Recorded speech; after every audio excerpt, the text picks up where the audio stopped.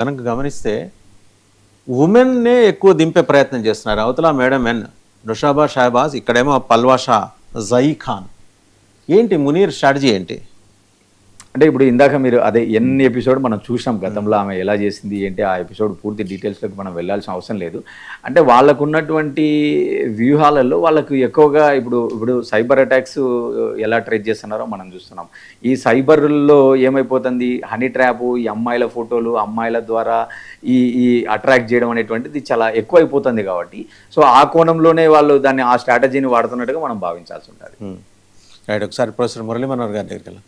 Sir, professor Murali Manohar గారు చూస్తున్నారు, ఆ విండోస్లో ఇద్దరు మహిళలే, ఇద్దరు కూడా ఏంటంటే కట్టిపడేసే అందం తమ సొంతం కాబట్టి తాము అలా భ్రమింపజేసి ల్యూర్ చేసి తమ టీమ్స్లోకి భారతీయ యువతని లాక్కోవాలని చెప్పి ప్రయత్నం చేస్తున్నారు. ఇద్దరు కూడా 2 డిఫరెంట్ మాడ్యూల్స్ వాళ్ళు చేస్తున్నది కూడా.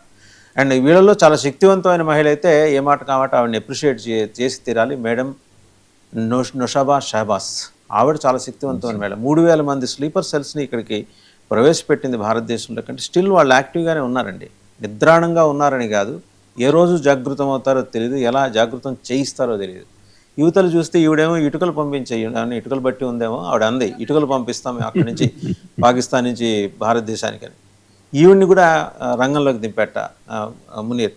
సో ఇవన్నీ ఏంటంటే ఇన్పుట్స్, నిఘా వర్గాలకి అందుతున్న ఇన్పుట్స్, మీడియా కథనాలు, వీటిని బేస్ చేసుకొని మనం అందుకనే లాస్ట్ ఇయర్ ఆమె మాట్లాడిన సందర్భాన్ని కూడా నేషనల్ అసెంబ్లీలో ఇక్కడ ఉటంకిస్తూ చెప్పాం.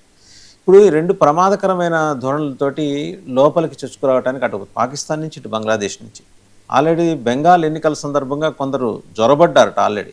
కానీ 2.5 లక్షల మంది CARF బలగాలు ఉండటం వల్ల వాళ్ళు ప్రస్తుతానికైతే వాళ్ళు యాక్ట్ ఏం చేయలేదు. రేపు బెంగాల్ ఎన్నికల ఫలితాలు కాస్త తేడాపాడా పడితే ఏం జరుగుతుందనే భయం అయితే లేకపోలేదు. బట్ అంత భయపడాల్సిన అవసరం లేదు.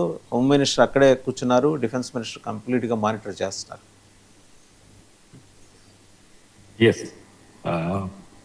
అంతేకాదు, ఇంకొక 2 నెలల వరకు కూడా CRPF జవాన్లు అక్కడే ఉంటారనే ఒక అష్యూరెన్స్ కూడా హోమ్ మినిస్టర్ ఇచ్చారు.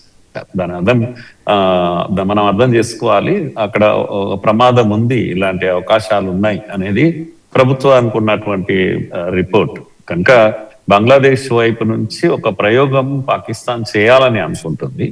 అది ఎలా ఉంటుంది, రెస్పాన్స్ ఎలా ఉంటుంది, ఇవన్నీ కూడా వాళ్ళ యొక్క ప్రయోగంలో భాగమే. ఇప్పటికిప్పుడు ఏమో చేస్తారని కాకపోయినా బట్ ఎఫర్ట్స్, ఆ విధమైన ఎఫర్ట్స్ వాళ్ళు చేస్తున్నారు. ఇంతవరకు అలాంటిది లేదు. కలకత్తా పైన దాడి చేస్తాం, ఇవన్నీ మాటలు, వాళ్ళు చేస్తున్నటువంటి మాటల ఉద్దేశమే అదే. తర్వాత అటువంటి ప్లాన్ నడుస్తుంది. కానీ మారిన ప్రభుత్వం బంగ్లాదేశ్ లో ఎంత సహకరిస్తుంది అనే దానిపైన డిపెండ్ అవుతుంది.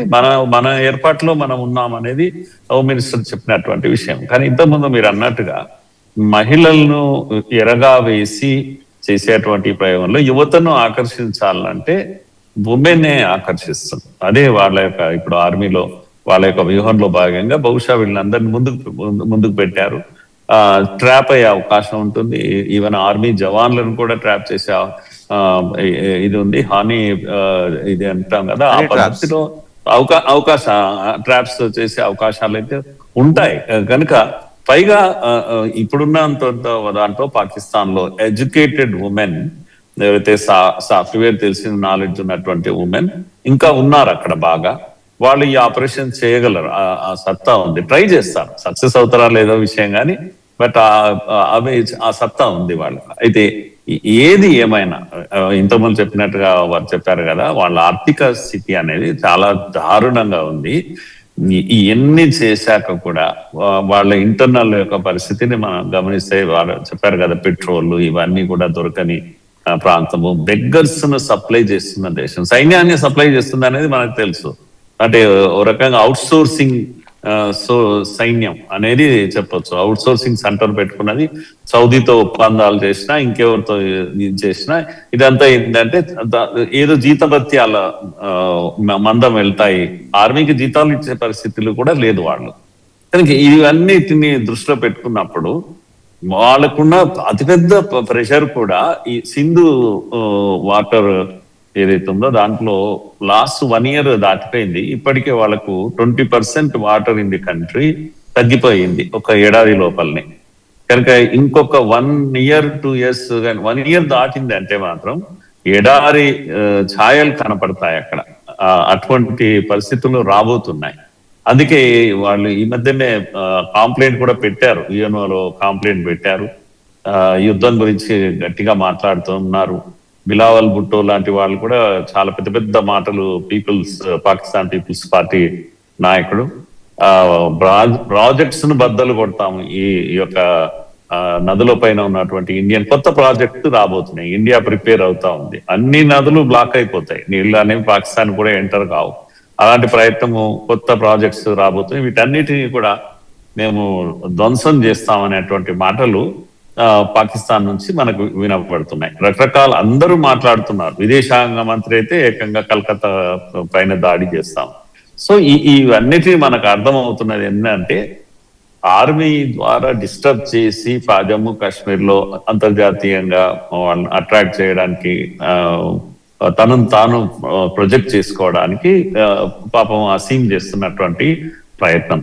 At the same time Pakistan యొక్క అస్తిత్వము రోజుకు ప్రమాదంలో పడిపోతుంది అనేది. ఒక పెట్రోల్ డీజిలే కాదు, వాటర్ కూడా అతిపెద్ద సమస్య. కరాచీ, హైదరాబాద్, అంటే పాకిస్తాన్ లో ఉన్న హైదరాబాద్, లాహోర్, జలాలాబాద్, వీటన్నిటిలో నీళ్లు కరువవుతున్నాయి. ఇప్పుడు త్రాగడానికి నీరు వెళ్ళినటువంటి ఒక పరిస్థితి పాకిస్తాన్ లో ఉంది.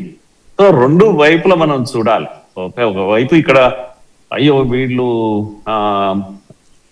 మహిళలు రంగంలోకి దిగారు, ఏమో చేస్తున్నారు, ఇది నిజమే, అది చేస్తున్నారు అనేది నిజమే. కానీ అట్ ది సేమ్ టైం దేశంలో పరిస్థితులు మాత్రం చాలా 3 కోట్ల బెగ్గర్స్ సౌదీ తర్వాత యుఏఈ అక్కడ తిరుగుతున్నారు. పాకిస్తాన్ పంపలేదు, పాకిస్తాన్ గతి లేక వెళ్ళినటువంటి బెగ్గర్స్ వీళ్ళంతా కూడా. కనుక ఒక బెగ్గర్ సప్లయింగ్ కంట్రీగా ఇప్పుడు పాకిస్తాన్ పేరు తెచ్చుకున్నది.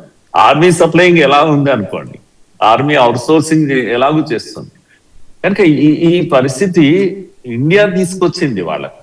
Blood and water can flowing together అనేది మోడీ గారు అయితే చెప్పిందో, దీంట్లో ఏంది, వాళ్ళ పిసికేస్తున్నాం, నీళ్లు లేక ఒత్తిడికి గురయ్యి టెర్రర్ సప్లైని ఆపుతారా, చస్తారా మీరు అనేటువంటి ఒక దీన్ని ప్రెషర్ ను బిల్డప్ చేస్తుంది ఇండియా. కనుక త్రాగడానికి నీళ్లు లేని రైతుల యొక్క తిరుగుబాటు వచ్చింది, చాలా ప్లేసెస్ లో కనపడ్డది అంతా కూడా దేశంలో. సో ఈ వన్ సైడ్ మనం చూస్తున్నాం, మన పైన కుట్రలు కుతంత్రాలు వాళ్ళు చేస్తున్నది మనకు కనిపిస్తుంది. కానీ ఇన్సైడ్ ఏం జరుగుతుంది అనేది మనకు బలూచిస్తాన్ ఇవన్నీ మనం చెప్పే అవసరం లేదు, ఆఫ్ఘనిస్తాన్ యొక్క సమస్య వాళ్ళకు మనం చెప్పే అవసరం లేదు. సో ఇన్సైడ్ ప్రెషర్ ను తట్టుకోవాలంటే ఇవి క్రియేట్ చేయాలి, ప్రజల ముందు ఇవి పెట్టాలి. అయ్యో మనం యుద్ధంలో ఉన్నామయ్యా అనేటువంటి ఒక ఇది తీసుకురావాలి, ఎంగేజ్ చేయాలి, ప్రజల మైండ్ ని ఎంగేజ్ చేయాలి. ఇది వాళ్ళ యొక్క వ్యూహం తప్పితే ఇప్పటికిప్పుడు మన పైన ఏదో యుద్ధం చేసి మన భూభాగాలన్నీ తీసేసుకుంటారు అనేటువంటి పరిస్థితి మనం, అది బియాండ్ ఇమాజినేషన్. పాకిస్తాన్ ఎన్నటి కూడా చేయలేదు వాసు గారు. రైట్. వెంకట్ ప్రసాద్ గారు.